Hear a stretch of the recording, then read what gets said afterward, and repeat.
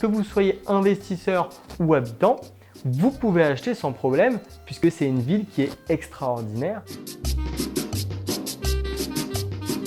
On va parler dans cette vidéo de la ville de Saint-Ouen, même si on en a déjà beaucoup parlé sur les réseaux sociaux, parce que je voulais faire un point de marché sur cette ville avec une situation qui a évolué, notamment depuis le rechangement de mairie qu'on a eu aux dernières municipales et la fin de la ZAC des Docks.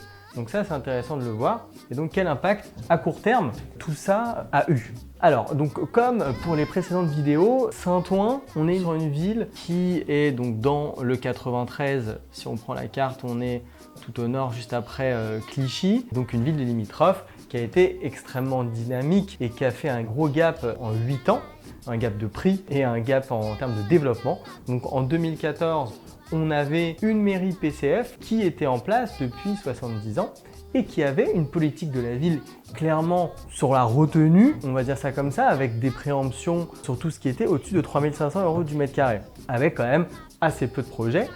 Quand William Delannoy a repris la mairie, il a initié quelque chose et mis un grand coup de pied dans la fourmilière.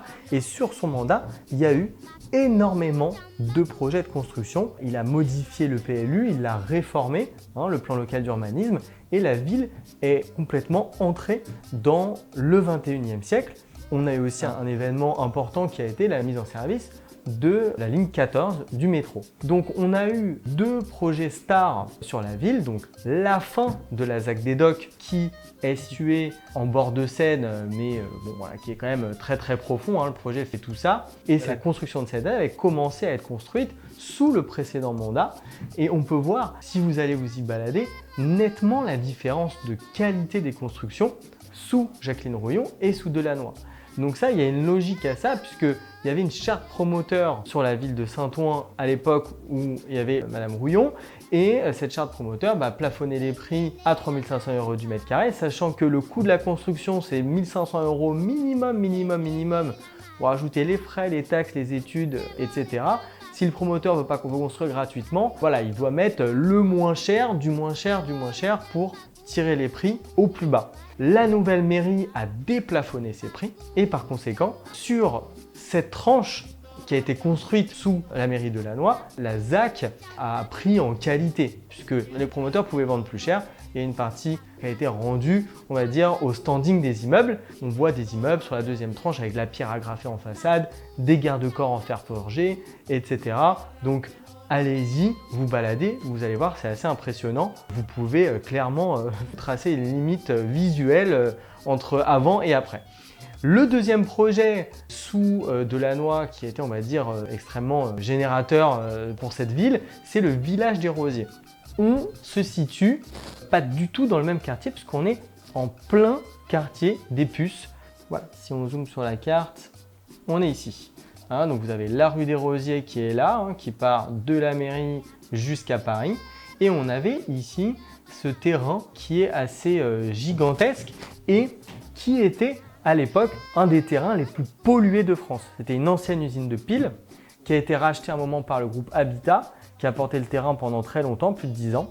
Et la mairie a permis et milité pour ce projet, qui a fait énormément couler d'encre. Voilà, on est juste à côté des célèbres Puces, qui est une zone classée, et puis à côté il y a des écoles, et donc ça faisait un chantier assez important qui, sur une zone polluée. C'était extrêmement compliqué d'aller toucher là-bas quelque chose. Ce projet représente 500 logements, il y a 9000 m², il y a des bureaux, il y a des commerces, il y a un hôtel 4 étoiles, il y a énormément de choses. En tout, ça fait 65 000 m², tous les projets confondus. Et quand le permis de construire a été accordé, il y a eu pas moins de 72 recours sur le permis de construire. Et c'est énorme, personne ne voulait que ça se fasse. Et finalement, ce projet a abouti, un peu plus d'1 an plus tard, et aujourd'hui est en construction pour une livraison qui va être de 2024-2025. Vous pouvez voir des images du projet qui est là, c'est BNP le promoteur immobilier. Donc c'est assez extraordinaire ce qui va naître là-bas. Voilà, une architecture quand même très soignée qui reprend le passé industriel de la ville, des galeries marchandes, des petits commerces, ça va être vraiment joli. Et pour moi, ce projet, c'est vraiment l'héritage de ce maire bâtisseur, comme on n'en a plus beaucoup. Et il a réussi vraiment à transformer à jamais ce quartier par cette action-là.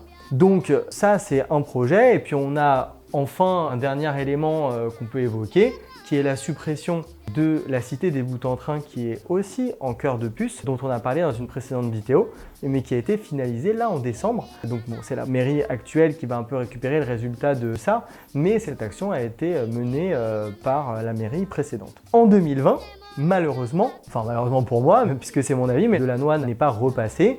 Donc bon, visiblement, les votants n'étaient pas satisfaits de son action. Mais maintenant, c'est intéressant de savoir qu'est-ce qui se passe à Saint-Ouen. On est passé d'un parti à un autre, puis à un autre parti. Donc, qu'est-ce qui se passe aujourd'hui? On voit un net ralentissement des constructions. Il n'y a aucun doute là-dessus, puisqu'il n'y a plus vraiment d'opérations. Il y en a, mais beaucoup moins. Voilà, ça a quand même été freiné sur la ville de Saint-Ouen, ce qui est triste au vu du potentiel sur cette ville. La ZAC des docks est terminée. Il n'y a plus de commercialisation, on est en fin de livraison. D'ailleurs, va commencer à prendre vie. Et pareil pour le village des Rosiers qui est construit et qui va être livré sous le mandat actuel. Et tout ce qui a été initié sous le précédent mandat. Pourtant, si on regarde la carte de la ville de Saint-Ouen, avec un code couleur, encore une fois, voilà, en rouge, orange, toutes les zones qu'on peut densifier et construire, on a quand même énormément de choses. Ce n'est pas les terrains qui manquent. Il y a plein de petites usines, des habitats qui sont délabrés, vestiges d'un ancien temps qu'on peut démolir et densifier. Quand on zoome autour de la ligne 14, autour du village des Rosiers, on peut faire plein de choses. Autre élément qu'on voit ici, l'emprise de l'usine Renault qui a été vendue à la PHP, où il va y avoir un nouvel hôpital et qui va ramener une demande locative massive et une demande en logement aussi à l'accession pour des gens qui veulent habiter pour y vivre, assez importante. Il faut se rendre compte du nombre de personnes que ce projet qui se situe ici, vous voyez l'emprise du terrain, le nombre de personnes que ce projet va ramener, c'est 12 000 étudiants, 1200 lits d'hôpitaux. Voilà, c'est un projet qui va voir le jour puisque la déclaration d'utilité publique a été signée le 14 mars dernier. Alors, on peut se poser la question, pourquoi est-ce que les projets, il y en a, mais pourquoi les permis de construire ralentissent puisque la demande va croître sans aucun doute? Donc pour moi, la réponse elle est en partie politique. La nouvelle mairie n'a pas été élue pour faire la même chose que la dernière. Donc forcément, le rythme des constructions freine. Mais on est aux portes de Paris, donc on a une offre qui est en hausse, la ville est extrêmement dynamique et donc les prix vont s'envoler à Saint-Ouen bien plus haut. Voilà la conclusion qu'on peut avoir là-dessus.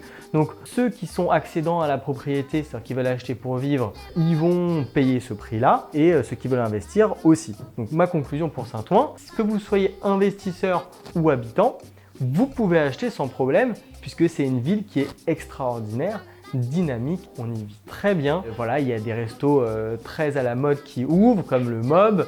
Il y a la grande halle des docks qui va ouvrir avec ses boutiques, le village des Rosiers. Ça va vraiment être génial de vivre dans cette ville et pour investir, pareil, avec on a vu le pôle hospitalier apporte une belle perspective en matière d'investissement locatif. Par contre, achetez vite parce que les prix vont monter, l'offre est en baisse et il n'y a plus les docks qui proposaient de manière récurrente de centaines de logements sur le marché et il y a peu de projets en commercialisation. Et on se donne rendez-vous en 2026 pour la prochaine élection. Je suis bien curieux de savoir ce qui va se passer jusque-là, puisque tous les projets qui ont été initiés par la précédente mairie et qui seront livrés pendant ce mandat seront livrés et ça va forcément ramener une nouvelle population avec un nouvel électorat. Donc qu'est-ce qui va se passer? Affaire à suivre.